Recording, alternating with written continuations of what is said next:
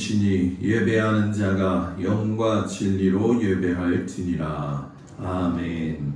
경배 찬양 9장 찬양하겠습니다.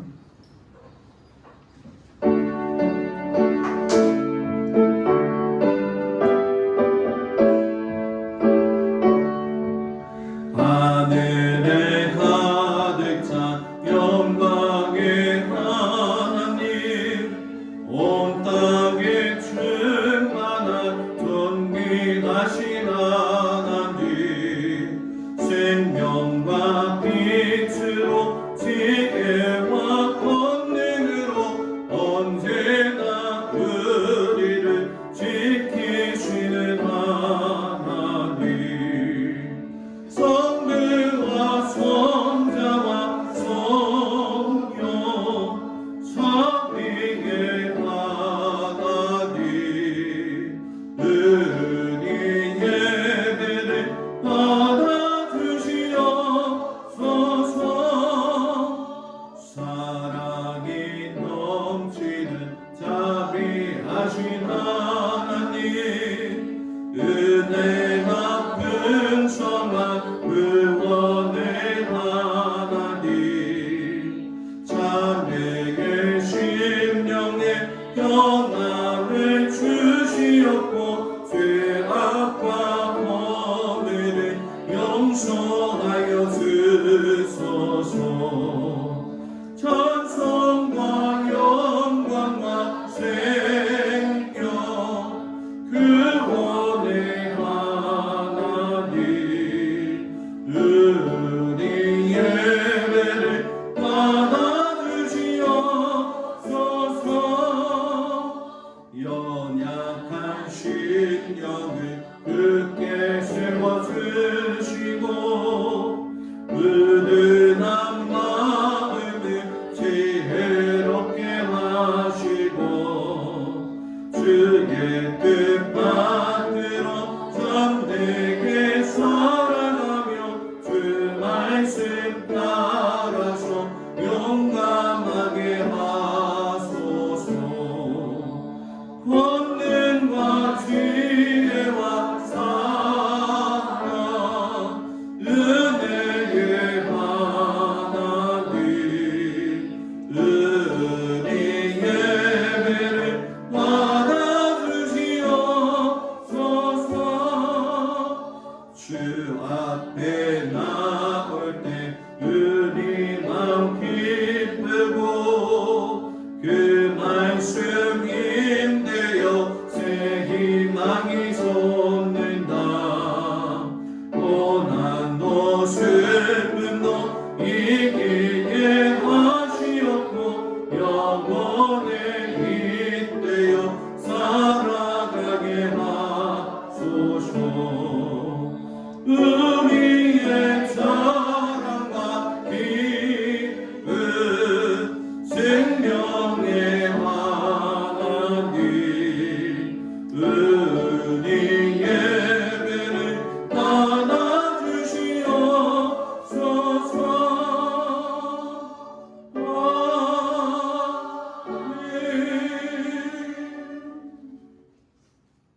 교동문 35번 시편 84편 말씀을 교독하겠습니다.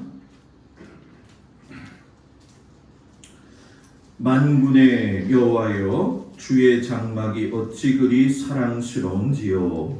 내 영혼이 여호와의 궁전을 사모하여 세약하며 내 마음과 육체가 살아계시는 하나님께 부르짖나이다. 나의 왕 나의 하나님 만군의 여호와여, 주의 제단에서 참새도 제 집을 얻고 제비도 새끼들 보금자리를 얻었나이다. 주의 집에 사는 자들은 복이 있나니 그들이 항상 주를 찬송하리이다. 주께 힘을 얻고 그 마음에 시온의 대로가 있는 자는 복이 있나이다. 주의 집에 사는 자들은 복이 있나니 그들이 항상 주를 찬송하리라. 네. 그곳에 많은 샘이 있을 것이며 이른 비가 복을 채워주나이다. 주의 궁정에서의 한 날이 다른 곳에서의 첫날보다 나은즉 악인의 장막에 사는 것보다 내 하나님의 성전 문지기로 있는 것이 좋사오니 만군의 여호와여 주께 의지하는 자는 복이 있나이다. 아멘. 전능하사 천지를 만드신 하나님 아버지를 내가 믿사오며 그 외아들 우리 주 예수 그리스도를 믿사오니 이는 성령으로 잉태하사 동성녀 마리아에게 나시고 본디오 빌라도에게 고난을 받으사 십자가에 못 박혀 죽으시고 장사한 지 사흘 만에 죽은 자 가운데서 다시 살아나시며 하늘에 오르사 전능하신 하나님 우편에 앉아 계시다가 저리로서 산 자와 죽은 자를 심판하러 오시리라. 성령을 믿사오며 거룩한 공예와 성도가 서로교통하는 것과 죄를 사하여 주시는 것과 몸이 다히 사는 것과 영원히 사는 것을 믿사옵나이다. 아멘. 송영 3장 찬양합니다.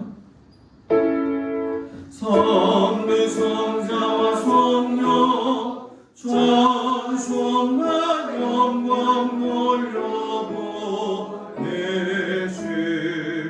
대초로 믿은 과지 또 영원 믿음토록 성삼 있게 영광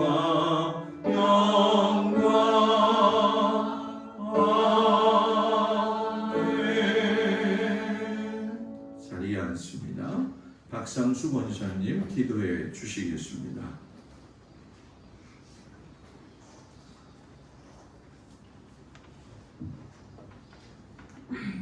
다 같이 기도하겠습니다. 사랑과 은혜가 풍성하신 하나님 아버지, 오늘 이 시간에도 예배에 참석할 수 있도록 인도하시니 감사합니다. 지난 한 주간도 각자 흩어져 살면서 주님의 뜻과는 다르게 생각하고 행동한 일들이 너무나도 많습니다. 이 모든 허물을 주님의 십자가가 앞에 내려놓자 하오니 용서하여 주시옵소서. 하나님 아버지, 이 나라에 국민을 베푸시를 원합니다. 특히 이 나라를 책임지고 있는 유정자들이 하나님의 자녀가 되는 은총을 허락하여 주시옵소서.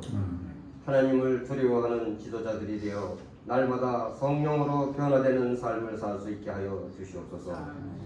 오직 여호와를 기쁘게 해드리려고 기도하는 온 성도님들의 헌신하며 서로 격려하고 있습니다.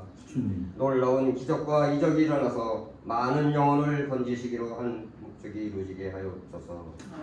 우리 교회를 지켜주시옵시고 하나님의 선한 역사를 이뤄나갈 수 있도록 인도하시니 감사합니다.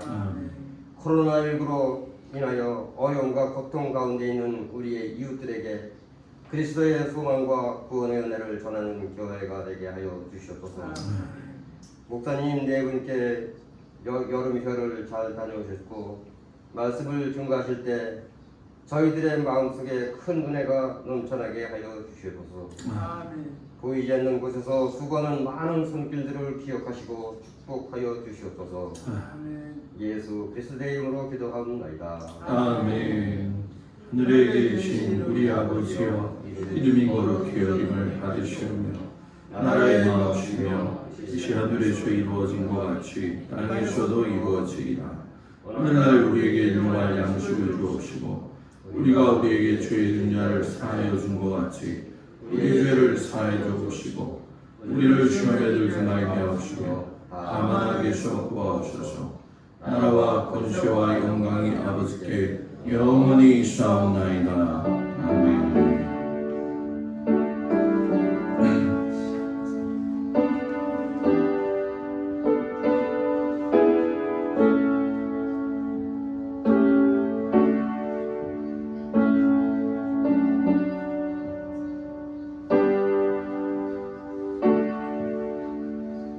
할렐루야. 우리 옆 사람하고 인사 나눕니다. 샬롬. 오늘도 이른 아침 주님 앞에 찾아 나온 모든 성도들 주의 이름으로 축복을 드립니다. 한 주간 비가 많이 왔는데도 불구하고 이렇게 주님 앞에 나온 성도들 감사하고, 어려운 때입니다. 신앙 지키기도 어렵지만 또 옥석이 갈라지는 그런 시기도 되어지죠. 모든 예배에 소홀함이 없어서 어려운 난세의 시대를 예배로 하나님 앞에 나아가기를 축복합니다. 이제 가을이 성큼 다가왔습니다. 신앙의 결실도 아름답게 맺을 수 있는 그런 풍성한 가을이 되기를 축복합니다. 우리 다 같이 430장 부르시면서 하나님 앞에 귀한 예물 드립니다.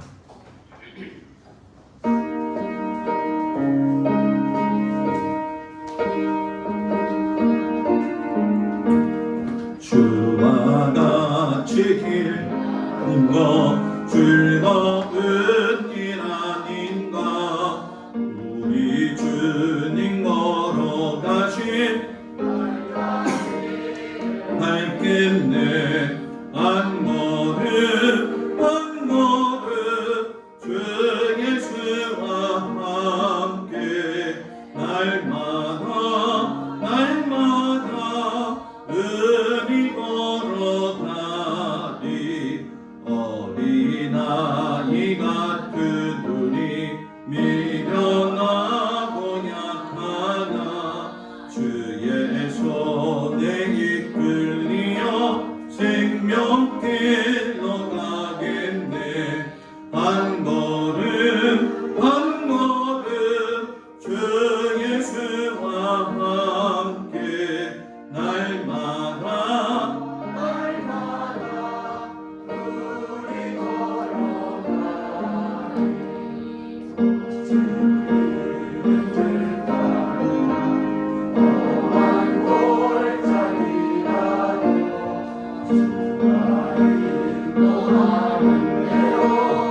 수와 같이 가겠네. 한 걸음 한 걸음 주 예수와 함께 날마다 우리 걸어가리. 옛 선지자의 녹같이 우리들도 천국에 들려 올라갈 때까지 주와 같이 걷겠네. 한 걸음 한 걸음 주 예수와 함께 날마다 은히 걸어가리. 아멘. 10의 1조 김찬자 권사님, 고승호 집사님 무명으로 드렸습니다. 박상수 권사님, 김정자 권사님, 곽덕일 권사님, 김수자 집사님, 김종숙 권사님, 김필권 장로님, 강민숙 권사님, 한정수 장로님, 박청자 권사님, 김하은, 김동국 권사, 김현희 집사, 최신재 감사예물 최종의 가정이 드렸습니다. 한규호 집사님, 김희진 권사님, 박상수 권사님, 김정자 권사님, 곽덕일 권사님, 김수자 집사님, 강병식 권사님, 오정희 권사님, 강옥순 권사님, 김종숙 권사님, 한정수 장로님, 박창자 권사님, 김필권 장로님, 강민숙 권사님, 김영미, 오소연, 김종민, 조혜인 바쳤습니다. 기도합니다. 일주일 동안도 하나님의 그 크신 은혜와 사랑 가운데 저희들을 지켜주시고 거룩한 주일 주님 앞에 나와 예배할 수 있는 귀한 건강을 허락하시고 또한 시간을 허락하시니 참으로 감사를 드립니다. 하나님께서 눈동자와 같이 지켜주셔서 비바람이 치고 어려운 한 주간이었지만 하나님의 도우심 가운데 이렇게 하나님 앞에 예배할 수 있음을 참으로 감사드립니다. 주여, 저마다 우리 성도들의 삶을 주님 붙들어 주시되 특별히 육체의 강건함과 영적인 모든 것도 하나님께서 강건하게 하시고 또 일터와 환경과 사람을 또한 자녀들을 주님 축복하여 주셔서 주신 그 삶의 현장에서 하나님이 주시는 기쁨의 복락을 누리며 살 수 있는 귀한 은혜를 주님 허락하여 주시옵소서. 오늘도 각자의 삶에서 애쓰고 수고하고 노력하며 피땀 흘린 귀한 예물을 주님 앞에 드리오니 그 마음의 중심을 주님 받아 주셔서 하나님께서 아버지 기름지고 골지게 하심으로 말미암아 그 일터와 삶의 현장이 하나님의 은혜 가운데 충만한 은혜를 경험하게 하여 주시옵소서. 하나님께서 특별히 자녀들을 지켜주시옵시고 사랑하는 모든 성도들의 주님 이 노년에 이른 우리 장로님 권사님의 건강까지도 하나님께서 책임지시고 하나님 붙들어 주시옵소서. 귀한 예물 받아주시니 감사하며 예수님 이름으로 기도드렸습니다. 아멘.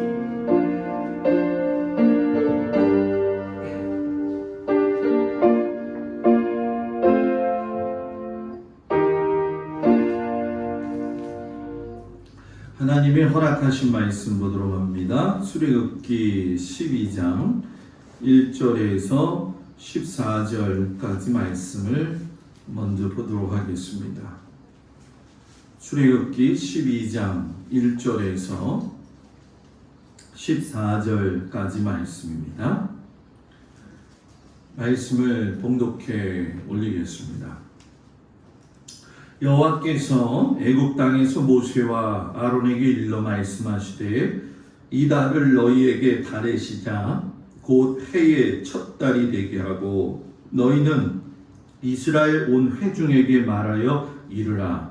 이 달 열흘에 너희 각자가 어린 양을 취할지니 각 가족대로 그 식구를 위하여 어린 양을 취하되 그 어린 양에 대하여 식구가 너무 적으면 그 집의 이웃과 함께 사람 수를 따라서 하나를 취하며 각 사람이 먹을 수 있는 분량에 따라서 너희 어린 양을 계산할 것이며 너희 어린 양은 흠없고 1년 된 수컷으로 하되 양이나 염소 중에서 취하고 이달 연나흘 날까지 간직하였다가 해질 때에 이스라엘 회중이 그 양을 잡고 그 피를 양을 먹을 집 좌우 문설주와 임방에 바르고 그 밤에 그 고기를 불에 구워 무교병과 쓴나물과 아울러 먹되 날것으로나 물에 삶아서 먹지 말고 머리와 다리와 내장을 다 불에 구워 먹고 아침까지 남겨두지 말며 아침까지 남은 것은 곧 불사르라.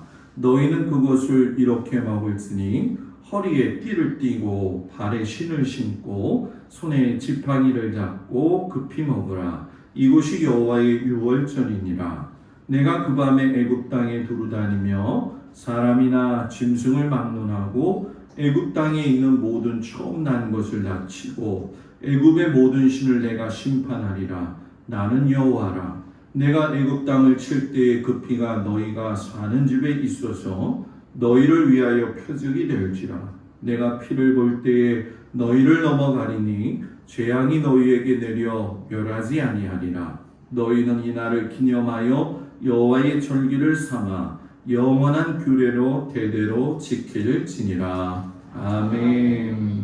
로마서 13장 8절에서 14절까지의 말씀을 보도록 합니다. 로마서 13장 8절에서 14절까지 말씀을 봉독해 올립니다. 피차 사랑의 빛 외에는 아무에게든지 아무 빛도 지지 말라. 남을 사랑하는 자는 율법을 다 이루었느니라. 간음하지 말라, 살인하지 말라, 도둑질하지 말라, 탐내지 말라 한 것과 그 외에 다른 계명이 있을지라도 내 이웃을 내 자신과 같이 사랑하라 하신 그 말씀 가운데 다 들었느니라. 사랑은 이웃에게 악을 행하지 아니하나니 그러므로 사랑은 율법의 완성이니라. 또한 너희가 이 시기를 알거니와 자다가 깰 때가 벌써 되었으니 이제 우리의 구원이 처음 믿을 때보다 가까웠습니다. 밤이 있고 낮이 가까웠으니 그러므로 우리가 어둠의 일을 벗고 빛의 갑옷을 입자. 낮에와 같이 단정히 행하고 방탕하거나 술 취하지 말며 음란하거나 호색하지 말며 다투거나 시기하지 말고 오직 주 예수 그리스도로 옷 입고 정욕을 위하여 육신의 일을 도모하지 말라. 아멘. 마태복음 18장 15절에서 20절까지의 말씀을 봉독하도록 하겠습니다. 마태복음 18장 15절에서 20절 말씀. 내 형제가 죄를 범하거든 가서 너와 그 사람과만 상대하여 권고하라. 만일 들으면 내가 내 형제를 얻은 것이요 만일 듣지 않거든 한두 사람을 데리고 가서 두세 증인의 입으로 말마다 확증하게 하라. 만일 그들의 말도 듣지 않거든 교회에 말하고 교회의 말도 듣지 않거든 이방인과 세리와 같이 여기라. 진실로 너희에게 이르노니 무엇이든지 너희가 땅에서 매면 하늘에서도 매일 것이요 무엇이든지 땅에서 풀면 하늘에서도 풀리리라. 진실로 다시 너희에게 이르노니 너희 중에 두 사람이 땅에서 합심하여 무엇이든지 구하면 하늘에 계신 내 아버지께서 그들을 위하여 이루게 하시리라. 두세 사람이 내 이름으로 모인 곳에는 나도 그들 중에 있느니라. 아멘. 기도합니다. 예수님이 나의 친구가 되어 주셔서 허물 많은 인생을 하나님의 자녀 삼아 주시니 참으로 감사를 드립니다. 예수님을 믿는 것이 무엇인지 또는 예수님의 친구로 살아가는 것이 어떤 것인지 오늘 말씀을 통해서 귀하게 깨닫는 시간 되도록 주님 함께하여 주옵소서. 예수님 이름으로 기도드렸습니다. 아멘. 할렐루야. 오늘 아침 주님 앞에 온 우리 모든 성도들 주님의 이름으로 축복을 드립니다. 기도해 주시고 함께 해 주셔서 휴가는 잘 보낸 것 같은데 마음은 편치 않았어요. 왜냐하면 여기가 비가 너무 많이 온다고 그래가지고 CCTV를 달아놔가지고 교회가 어떤가 이렇게 살펴보니까 교회 문이 밖에 문이 활짝 열린 거예요. 그래서 얼마나 비바람이 치는지 유 권사님한테 전화했죠. 권사님 올라가서 미안한데 문 좀 닫아주면 안 될까요? 김혜원 권사님한테도 부탁하고 이렇게 교회가 비가 오는데 내가 왜 하필이면 이때 휴가냐 그런 마음이 들더라고요. 비가 오는 그날 저녁에 한숨도 자지 못하고서는 그 아침에 눈을 떴는데 문자가 왔어요. 김영옥 권사님한테 목사님 일어나면 전화 주세요. 이거 무슨 일 났나 해갖고 전화를 급하게 했더니만 간밤에 번개가 많이 쳤잖아요. 화요일날 번개가 권사님네 가정에 그 식당 있는 냉장고로 타고 들어와가지고 냉장고하고 그 접지 붙는 데가 다 탄 거예요. 그래가지고 불이 일어날 뻔하다가 끓음만 가득 차고 방이 그냥 새카맣죠.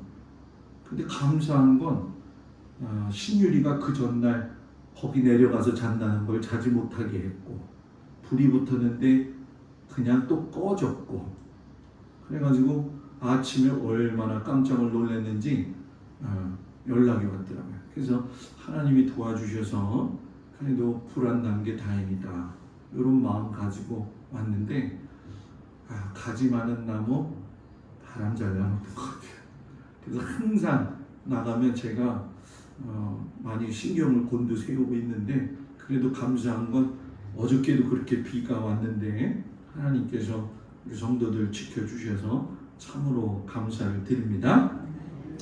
오늘 아침에는 예수님의 친구로 살아가기라는 제목 가지고 같이 은혜를 나누겠습니다.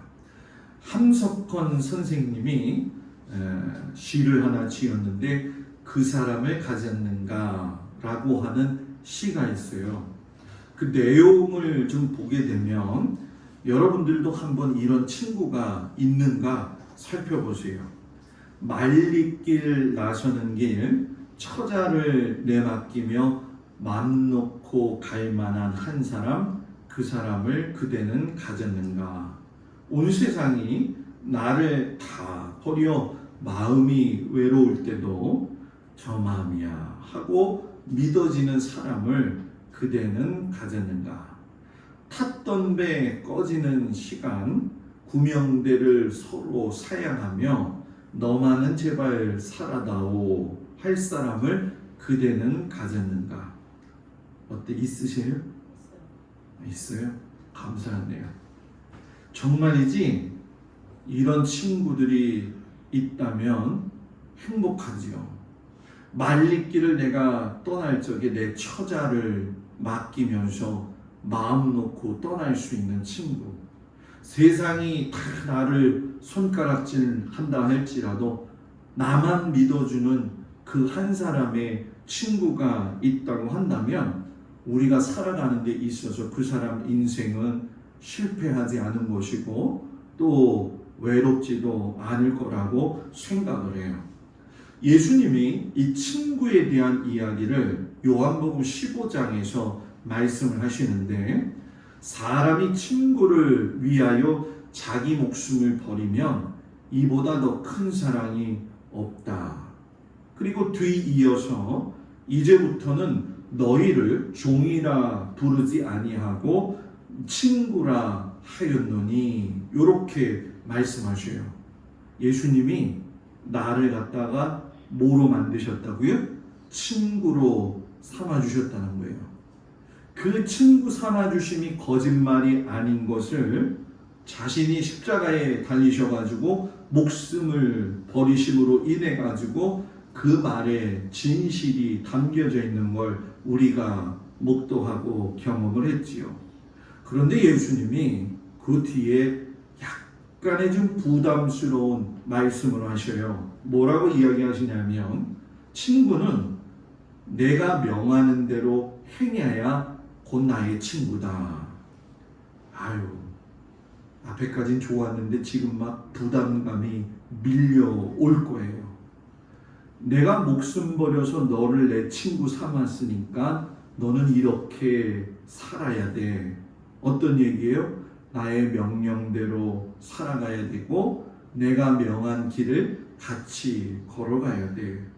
저와 여러분이 신앙생활하는 건 단순히 교회에 나와가지고 예배를 드리는 것이 아니라 살아가면서 삶에서 주님과 동행하며 주님과 같은 그 길을 걸어갈 수 있는 그 책임의 삶이 있다는 걸 우리에게 말씀을 하고 계시는 거죠. 지난주에 제가 복음서에 대한 말씀을 전하면서 자기를 버리고 제 십자가를 지고 주님을 위해서 목숨을 버려야 한다 이런 얘기를 했어요. 이런 삶은 실상 여러분 자기 자신을 갖다가 완전히 비워놓고 내려놓아야지만이 할 수가 있는 삶이죠. 누구나 쉽게 말씀을 듣기는 하지만 쉽게 행동하지는 못하는 그런 말씀이었어요. 그래서 예수님의 수제자였던 베드로도 많은 사람들이 예수님을 잡으러 왔을 때에도 예수님을 부인하기도 했고 제자들은 다들 도망쳤었지요. 실상 그 모습을 보면서 그 제자들을 갖다가 나무라지 못하는 것은 우리들도 그런 모습을 적나라하게 가지고 있기 때문에 그래요. 그래서 오늘 이 말씀은 이 복음서의 말씀은 이런 배경을 두고 조금 말씀을 받아 먹어야 되는데 진정한 의미에서 하나님이 주신 그 복음이 무엇이냐? 주님이 나에게 어떤 분이시고 내가 예수를 믿는다면 예수님과 동행하는 것이 무엇이고, 우리는 흔히 생각할 때에 예수님이 나하고만 동행해 주시면 된다라고 하지만 나도 예수님과 동행을 할 수 있는 발걸음을 맞출 수 있는 사람이 되어야 한다는 거죠. 오늘 복음서에 보게 되면 19절에 예수님이 그런 말씀을 하셔요. 너희 중에 두 사람이 땅에서 합심하여 무엇이든지 구하면, 20절, 두세 사람이 내 이름으로 모인 곳에는, 이렇게 얘기해요. 여러분, 두 사람, 두세 사람, 얼마나 적은 숫자의 인원이에요? 혼자를 겨우 면할 수 있는 아주 작은 규모의 단위를 이야기하는 거죠. 그런데 진정한 예수님의 친구가 되어지는 것은 이렇게 자기를 부인하고 목숨마저 주님을 따라가기 위해서 내버릴 수 있는 좁고 그 험한 길. 참 어렵죠. 예전에 제가 한 사파 그림을 본 적이 있어요. 기독교 사파 작가가 그림을 그렸었는데 수많은 사람들이 넓은 길, 아주 넓은 문으로 들어가서 마지막 종착지는 남도로지로 떨어지는 것을 보여준 그림이고, 또 한편으로 그 그림 속의 뒷면에는 아주 좁고 가시밭길이 있고 좁은 길이지만 아주 적은 두세 사람, 한 사람이 그 길을 걸어서 마지막에는 하나님의 나라에 들어가는 그림을 제가 본 적이 있어요. 여러분, 예수님과 함께 그 걷는 길은 정말로 인적이 드문 길이기 때문에 그 길을 걸어갈 적에 우리는 두 사람이 되어졌든 두세 사람이 되어졌든 대단히 어려워요. 그러나 감사한 것은 그렇게 걷는 이가 적기 때문에 주님을 따라가는 그 길을 걷는 것은 세상에서 그 어떤 길을 걷는 것보다도 벅차고 보람낸 길이라는 얘기죠. 그런데 저와 여러분이 그 길을 걸어갈 적에 오늘 말씀 속에서 어떻게 걷는지를 우리에게 부담스럽게 말씀을 하시는데, 마태복음 18장 15절에 보면 예수님이 그런 얘기를 하셔요. 내 형제가 죄를 범하거든 가서 너와 그 사람과만 상대하여서 권고하라. 여러분, 이 말씀을 단순하게 읽으면 그렇게 어렵게 느껴지지는 않아요. 왜? 죄를 범한 사람한테 찾아가가지고 당신이 이거 잘못했어요 라고 하는 그 권고의 말을 하는 건 그렇게 어렵지 않다 생각이 들죠. 그런데 우리가 읽은 개역개정 말고 공동번역 성서나 라틴어 불가타 여기서 보게 되면 한 가지가 더 붙어요.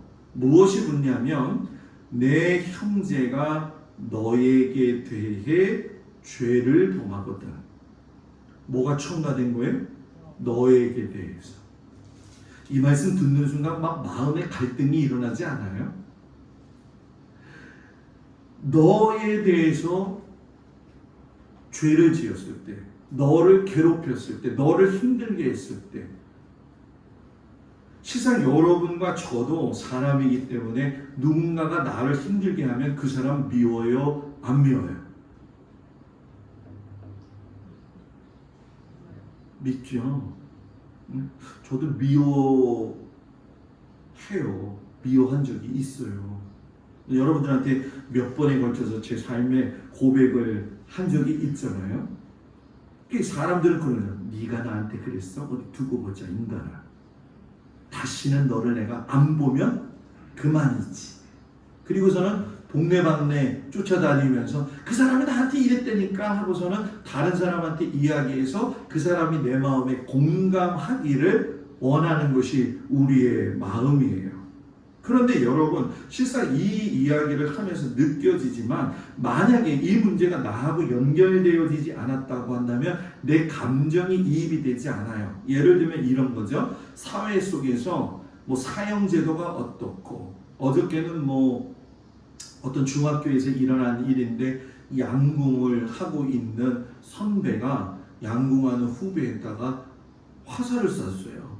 그래가지고선 등허리에 구멍이 뽕 나는 거예요.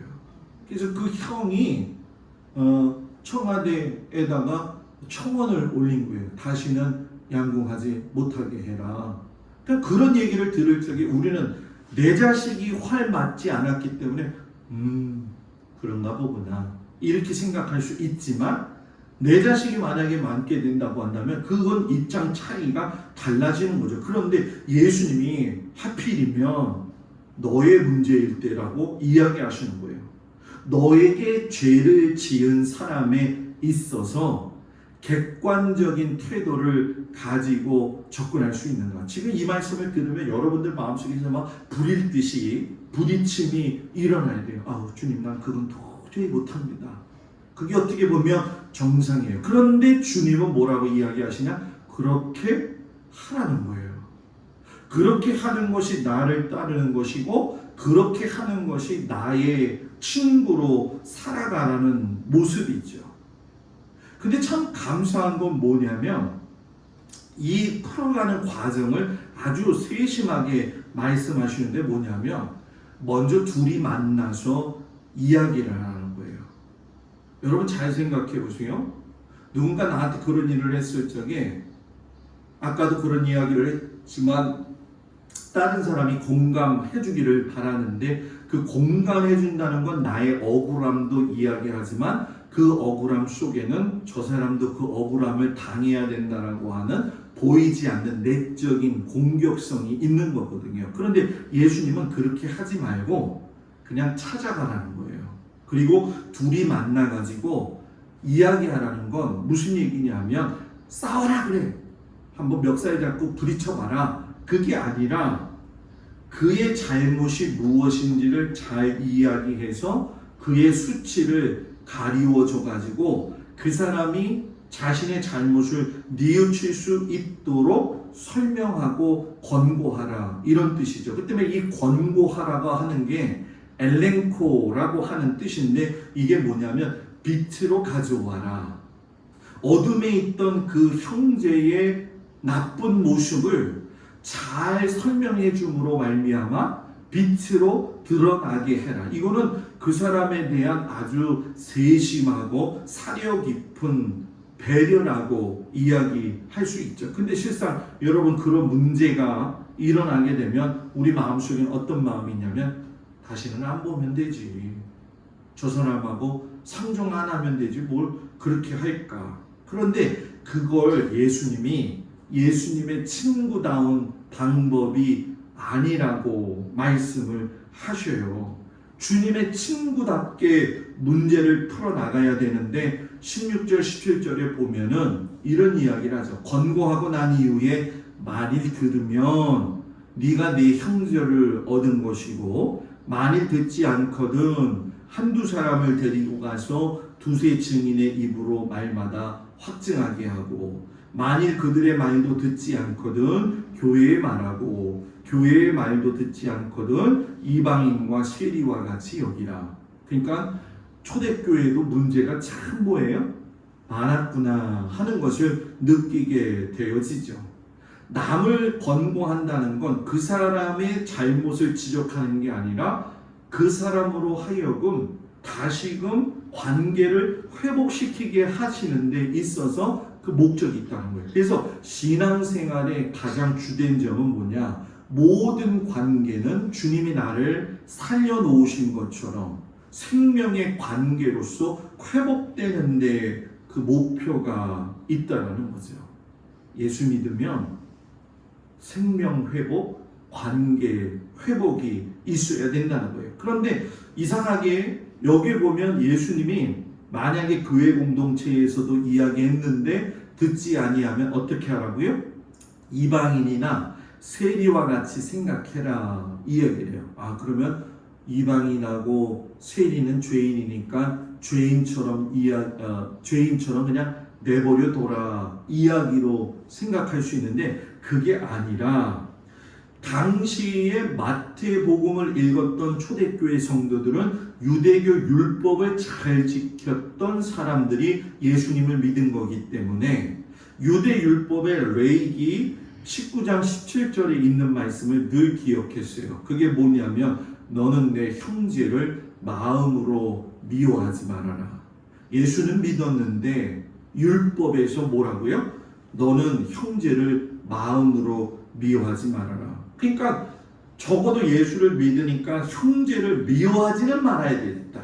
그러니까 뭐 그냥 관계를 그냥 거리를 두고 있는 거죠. 그냥 너는 그냥 이방인이야. 너는 세일이야. 이렇게 생각을 했다라는 거예요. 그러니까 그 정도로 여러분 뭐 했다라는 거예요? 자기들의 신앙이 있어서만큼은 죄 짓지 않으려고 노력을 했다라는 거예요. 그러니까 신앙의 사람은 죄를 지은 사람이나 관계 속에서 어려운 그 사람을 미워하고 응징하기 이전에 그 사람을 어떻게 하든 살리는데 그 목적이 있죠. 그럼 이제 우리는 그런 거죠.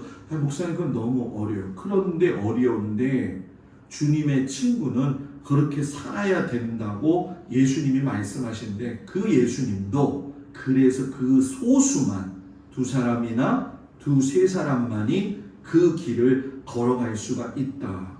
그러니 여러분 생각해 보세요. 맨날 나를 갖다가 힘들게 한 사람을 이렇게 볼 적에 내가 고난받고 얼마나 힘이 들어요. 그죠? 내가 그 길을 걸어갈 적에 얼마나 가슴이 아파요. 그러나 중요한 건 너가 나의 친구가 되어짐으로 나는 너의 그 마음을 안다는 거죠. 누가? 예수님이. 세상 사람 나를 다 몰라줘도 예수님이 알아주시면 되지 않을까요? 예수님이 여러분들을 기억해 주시면 되지 않을까요? 주님이 그래서 뭐라고 이야기하시냐면 너희가 땅에서 매면 하늘에서도 매일 것이고 땅에서 풀면 하늘에서도 풀리리라.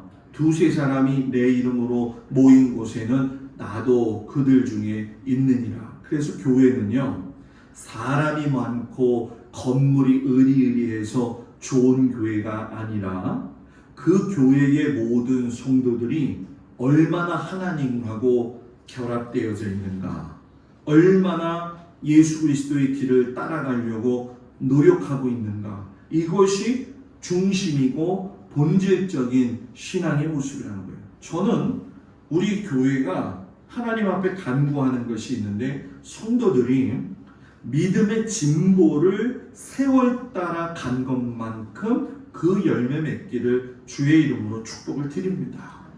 주님의 친구답게 사는 게 정말 어렵지만 이것은 우리에게 주시는 거룩한 부담감이고요. 또 내적으로 봤을 적에는 두려움이 될 수도 있지만 그 두세 사람의 몫을 내가 포기하지 않고 그 자리에 선다고 한다면 예수님이 말씀하셨던 그 하나님 나라를 우리들의 교회와 가정과 삶에서 반드시 이룰 수 있다는 거죠. 오늘 구약 성경에 보게 되면 유월절 이야기가 나와요. 유월절의 시작은 우리가 잘 아는 것처럼 이스라엘 백성들이 420년 동안 애굽 땅에서 고통받고 힘들었던 걸 하나님께서 끄집어내시는 탈출의 기회였잖아요. 여러분, 하루도 다른 사람한테 서운한 말 들어도 굉장히 마음속에 힘듦이 있는데 420년을 들들 볶았다고 생각해 보세요. 우리는 일본하고의 관계 속에서 45년 문제가 해결이 안 돼가지고서는 마음속에서 여러분 축구를 하든 배구를 하든 뭐든지 여러분 일본은 뭐 해야 된다고요? 이겨야 된다고. 지난번 올림픽 때 여자 배구가 일본하고 해가지고 이겼잖아요. 동메달 못 따도 일본만 이기면 된다는 거예요. 그게 우리의 마음이라는 거예요. 그런데 420년을 괴롭힘 당했던 그 애굽 사람들이 장자가 다 죽었어요. 좋은 기회죠. 이때 칼 들고 나가가지고 애굽 사람들 쳐 죽이면 될 수 있는 그 상황에 하나님이 뜬금없이 노예 생활 청산하는 그들에게 뭐라고 이야기하냐면 어린 양 잡아. 어린 양 잡아. 그 어린 양 잡아가지고서는 너희 집 문설주와 임방에다가 발라. 여러분 참 하나님 너무했다 이런 마음 들죠. 그 너무한 그 하나님의 마음속에 읽을 수가 있는 게 뭐냐면 원수를 원수로 갚지 말고 너희들이 어린 양의 피를 너희 집의 발음으로 믿는 그 순박한 믿음을 가지고 그들을 용서하고 화해하고 너희들은 생명을 구원받는 보존하는 일을 해라. 이것이 옛날 훗날에 결국 예수님이 우리들의 죄를 담당하셔서 십자가에 돌아가신 그 사건까지 연결되어져요. 그래서 여러분 성만찬은 대단히 큰 의미가 있죠. 포도주를 받아들고 저는 아유 오래간만에 성만찬에서 포도주 한 잔 마시네. 이게 아니라 포도주를 보면서 야 예수님이 이 피를 흘리시기 위해서 십자가에서 얼마나 고통당하셨을까. 그 원수까지도 사랑하셨던 그 예수님, 그 포도주를 마시면서 내 마음속에 미워하는 사람 이렇게 그 포도주 잔에 얼굴이 보여야 돼요. 보면서 내가 용서합니다 용서합니다 그러면서 포도주 잔을 드죠. 어떻게 보면 제일 가까운 남편들이 속삭일 때 그런 마음도 들 거예요. 그죠? 그러니 그 성만찬에는 하나님이 나를 사랑한 엄청난 그 사랑이 들겨 있는 거거든요. 그런데 중요한 건 뭐냐? 그 사랑은 계속적으로 범위를 넓혀가고 있다는 거예요. 우리 교회의 표어가 사랑을 실천하여 율법을 완성하는 교회잖아요. 오늘 우리가 로마서에 읽은 말씀이 그 토대가 되어지는 말씀이에요. 예전에 제가 고등학교 때인가요? 숭이교회 가서 철야를 하는데 부천에 해리먼이라고 하는 고아원이 있어요. 거기에 오미오라고 하시는 집사님이 오셔서 간증을 하셨는데 그분이 살면서 얼마나 고통을 당했는지 사람들이 다 미운 거예요. 그런데 이 오늘 말씀을 읽으면서 자기가 하나님 앞에 무너졌다는 거죠. 그러면서 피차 사랑의 빛 외에는 아무에게도 빚을 지지 말아라. 사랑은 이웃에게 악을 갚는 것이 아니라 사랑은 율법의 완성이니라. 제가 그때 그 이야기 딱 듣고 하나님 앞에 결심한 게 뭐냐? 내 평생에 하나님 앞에 목회할 적에 하나님 교회는 이런 교회가 돼야 됩니다. 사랑을 실천하여 뭐라고요? 율법을 완성하는 교회가 되게 해주세요. 그러니까 남을 사랑하는 사람은 벌써 하나님의 그 마음이 그 안에 있다라는 거예요. 그래서 율법이 지키는 게 얼마나 어렵습니까? 율법은 지키다 보면 자기가 죄인이라는 것만 더 드러나요. 하지 못하는 내 모습을 보면 더 마음속에서 힘듦이 있지요. 그런데 오늘 사도 바울이 뭐라고 이야기하냐면 사랑으로 완성을 해라. 여러분 사랑으로 완성할 수 있는 우리가 되었으면 좋겠습니다. 예수님이 오늘 말씀에서 조금 우리가 오해하고 있는 것이 있어요. 그 마태복음의 이야기인데 18절에 보면 너희가 땅에서 매면 하늘에서도 매일 것이요 무엇이든지 땅에서 풀면 하늘에서도 풀리리라. 이걸 해석을 어떻게 하냐면 내가 기도해서 땅에서 묶어버리면 하늘에서도 묶어버리고 내가 기도해서 땅에서 풀면 하늘에서도 풀 것이다. 이렇게 해석하거든요. 근데 실상 이 해석이 아니라 남을 권고하는 데 있어서 이 말씀을 놓기 때문에 정확하게 해석을 한다면 이거예요. 자기에게 죄를 범한 형제를 끝내 용서하지 못해서 교회를 떠나게 하는 자는 그는 하늘에서도 매일 것이고 자기에게 죄를 범한 형제를 권고해서 교회로 돌이키게 하는 자는 하늘에서 풀리리라. 땅에서 매인 타래를 예수님의 마음으로 풀어내야 되죠. 그 연을 날릴 적에 그 푸는 걸 뭐라 그러죠? 얼레라고 그랬죠.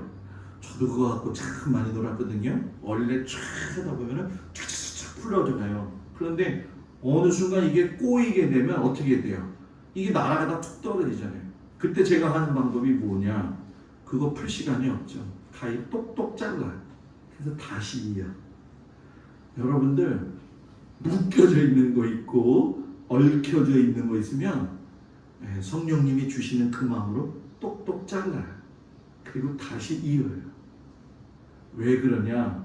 남을 사랑하는 그 마음은 어렵지만 그 마음을 가지면 예수님의 친구가 되고요. 그 마음을 가지면 제 마음이 편해지거든요. 사람은요, 살면서 마음이 제일 편안해야 돼요. 그죠? 누구를 미워하면 이 마음속에 뭔가 한 가지 이 착증이 있어가지고 내려가지 않은 것 같죠. 예수님의 친구로 사는 것을 포기하지 않는다면 하나님은 저와 여러분을 통해서 하나님의 나라를 이루어 가실 것인데, 저는 우리 교회가 그런 교회가 됐으면 좋겠어요. 우리 교회가 맨날 싸운다는 게 아니죠. 서로 간에 여태까지 저는 목회하면서 맨날 싸우는 교회만 있었잖아요. 근데 우리 교회는 천국 같아요. 다 교인들이 너무 착해요. 근데 살다 보면 또 서운할 때도 있잖아요. 그죠? 그럴 때에 서로를 용납하고 안아주고 권고할 수 있는 거. 자, 옆 사람 보면서 아주 세상에서 제일 인자한 얼굴로 바라보면서 우리 사랑하며 삽시다. 시작. 쑥스럽지만 사랑하면서 사는 자에게는 하나님의 주시는 기쁜 마음이 늘 넘쳐나기를 주의 이름으로 축복을 드립니다. 다 같이 일어나셔서 몸이 아픈 곳에 손을 얹고 이 시간 예수님의 이름으로 선포하며 기도하겠습니다. 자기의 몸 아픈 곳에 손을 얹습니다. 아버지 하나님, 이 시간 우리 주 예수 그리스도의 이름으로 선포하며 기도합니다. 몸이 아픈 곳에 손을 얹었사오니 주여 이 시간 찾아오셔서 피 묻은 손으로 어루만져 주셔서 피곤치 않게 하시고 강건케 하시고 힘있게 하여 주시옵소서. 하나님이 살아계시고 하나님이 함께 하신다는 걸 저희가 믿습니다. 세상 살면서 사람들로 인해서 상처받고 어렵고 힘들고 정말로 마음속에서 부딪히는 그 모습들을 하나님은 다 알고 계실 겁니다. 그러나 주님은 우리가 주님의 친구가 되어줘서 그런 모든 상황들을 잘 이기고 낙심하지 아니하며 영원히 잘 되기를 원하신다는 말씀을 오늘 말씀 속에서 깨닫게 되어집니다. 좁고 좁은 길이기 때문에 협착해서 가는 사람들이 드물지만 우리 모든 성도들이 그 길을 걸어가서 그 길 끝에 하나님과 만나 뵈울 수 있는 큰 은혜를 허락하여 주시옵소서. 한 주간도 하나님 삶의 현장으로 흩어져 살아갑니다. 애쓰고 수고할 우리 모든 성도들의 영과 혼과 육을 강건하게 지키시고 가정을 지키시며 일터를 지키시고 자녀들을 주님 붙들어 주시옵소서. 이제는 우리 주 예수 그리스도의 은혜와 우리를 사랑하시는 아버지 하나님의 그 극진하신 사랑과 성령님의 위로하시고 돌보시고 인도하심이 이제 주님과 친구되어 살기로 결단하면서 나아가는 우리 성도들 위에 이제로부터 영원토록 함께하여 주시기를 간절히 축원하옵나이다.